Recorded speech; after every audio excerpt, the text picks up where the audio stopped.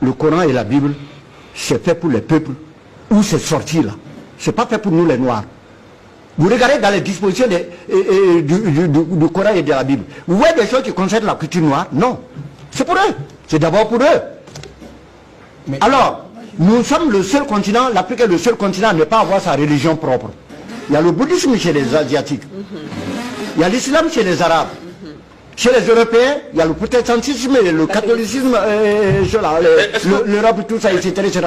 Nous avons intérêt à avoir notre religion propre. Et nous, nos prophètes, là, c'est quoi? C'est nos ancêtres, point.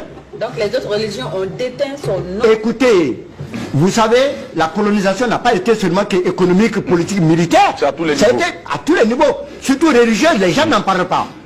Les religions, là, importaient l'islam, le catholicisme, le protestantisme, tout ça, ça a détraqué la culture africaine. On nous a fait jeter nos fétiches. Regardez ici, discours de Léopold II, roi des Belges en 1983. Qu'est-ce qu'il dit? Allez-y évangéliser l'Afrique et en vous inspirant des intérêts de la Belgique. Ah, ils connaissent, les nègres là, ils connaissent déjà Dieu. Ah, donc, il ne faut pas aller dans ce sens-là. Votre rôle essentiel, c'est de veiller à les désintéresser des richesses dont regorgent leur sol et leur sous-sol, pour éviter qu'ils s'y intéressent. Qu'ils ne nous fassent pas une concurrence meurtrière et rêvent un jour de nous déloger. Il dit aussi, vous devez les détacher et les faire mépriser tout ce qui leur procurerait le courage de nous affronter. Je fais allusion ici à leur fétiche de guerre. Oui. Et que vous mettiez tout en œuvre pour les faire disparaître.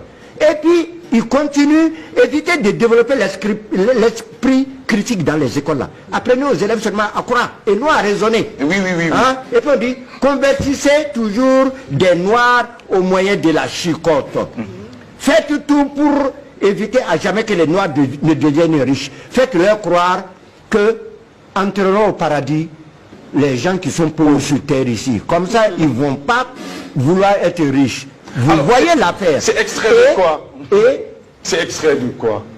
Discours de Léopold II, quand il a réuni les évangélistes là pour venir en Afrique. Pour les envoyer les missionnaires. Oui, les missionnaires. D'accord. Et puis chanter chaque jour qu'il est impossible aux riches d'entrer au ciel.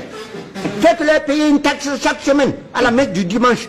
Utilisez aussi cet argent prétendument destiné aux pauvres là et transférez ainsi vos missions à des centres commerciaux florissants. Vous voyez. Et puis, dites aux Noirs que les statuettes là, c'est l'œuvre de Satan. D'accord. Confisquez-les et allez remplir nos musées avec. Faites oublier aux Noirs leurs ancêtres.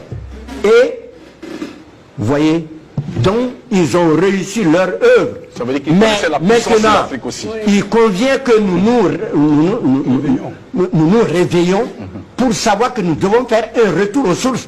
Parce que sinon, dans 50 ans, 100 ans, notre culture va disparaître. Tout à fait. Radio Cuiabá. A número 1.